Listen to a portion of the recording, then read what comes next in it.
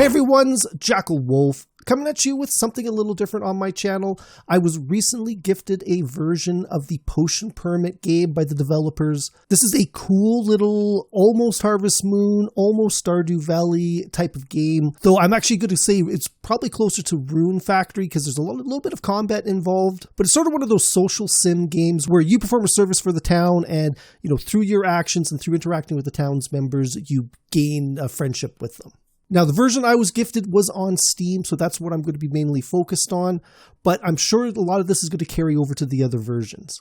Now, I've been playing this for a little bit now. It's a lot of fun, but there's a couple of things in it that aren't really intuitive that you might not pick up on your first playthrough. So I've come up with 5 different things that I think everybody needs to know about this game, some of which are things that I kind of overlooked when I first started playing. But before we get started, now would be a great time to click on that subscribe button, hit that notification bell. That way you're alerted every time I post a new video to my channel. Also, if you're enjoying this content and you want to support, click on the join button down below. Check out all the perks I got available for my community members.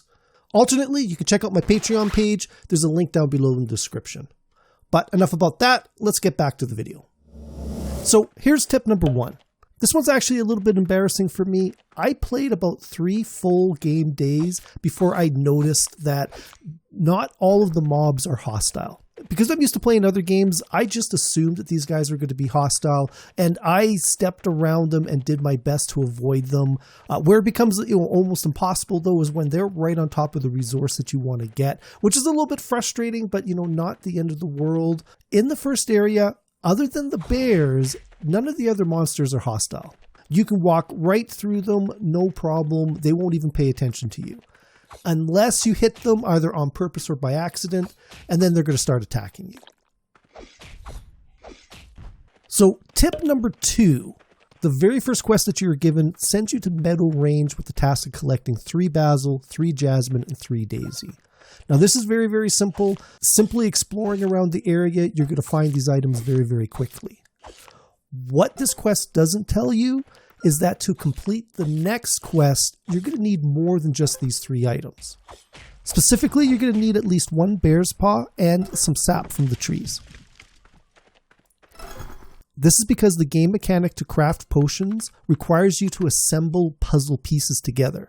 Each resource has a different shape and can be combined in a number of different ways.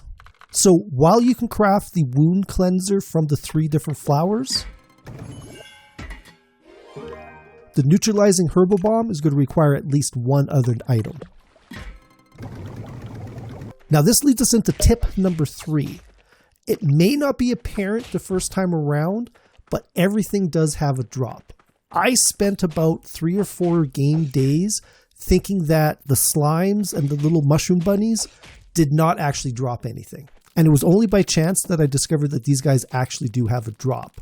For a little bit, I thought it was dependent on the tool you used, but with a little bit of testing, I was able to determine that you can get monster drops from any of the tools.